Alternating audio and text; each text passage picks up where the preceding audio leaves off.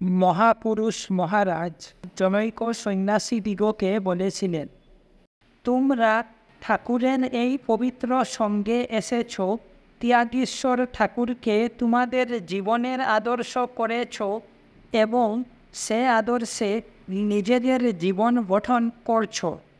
তোমাদের কল্যাণ হবে, তোমরা সেই ব্রহ্মানন্দের অধিকারী হবে, তাতে বিন্দুমাত্র সন্দেহ নাই। এর সঙ্গে যতদিন ত্যাগ, বৈরাগ্য, তপস্যা আদি দ্বারা একমাত্র ভগবান লাভ করাই জীবনের মুখ্য উদ্দেশ্য জ্ঞানে সেদিকে লক্ষ্য রেখে সর্বভাবময় ঠাকুরের জীবনকে আদর্শ করে চলবে, ততদিন এর সঙ্গে আধ্যাত্মিক শক্তি অব্যাহত থাকবে নিশ্চয়।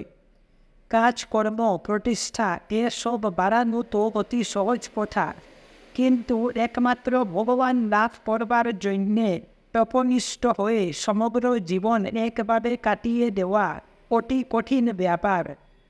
স্বামীজি বলেছেন, আগে আত্মজ্ঞান লাভ করো, তারপরে জগতের হিত। ঠাকুরও নিজ জীবনে তাই করে দেখিয়েছেন এবং স্বামীজি প্রভৃতি সব অন্তরঙ্গ শিষ্যদেরও তাই উপদেশ করেছেন। স্বামীজি এর সঙ্গে সেবাদি যে সকল কাজের প্রবর্তন করে দিয়েছেন, সেসব কাজ দৈনন্দিন সাধন ভজনের সঙ্গে করতে হবে। ভজন সাধনের অঙ্গ জ্ঞানে, তবেই কাজও ঠিক হবে। তা না করে যদি কেউ খানি কর্মশ্রুতে গা ঢেলে দেয়, তাহলে শেষ পর্যন্ত টান সামলানো বড় মুশকিল। অনেক সময় কাজের খুব সাফল্য দেখে কাজের ঝোঁক বেড়ে যায়, তা কিন্তু ভালো নয়।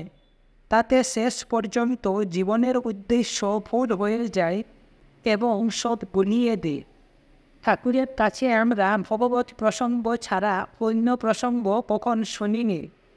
তার ওই একমাত্র কথা, একমাত্র উপদেশ, যশ করে আগে ভগবান লাভ করে নে।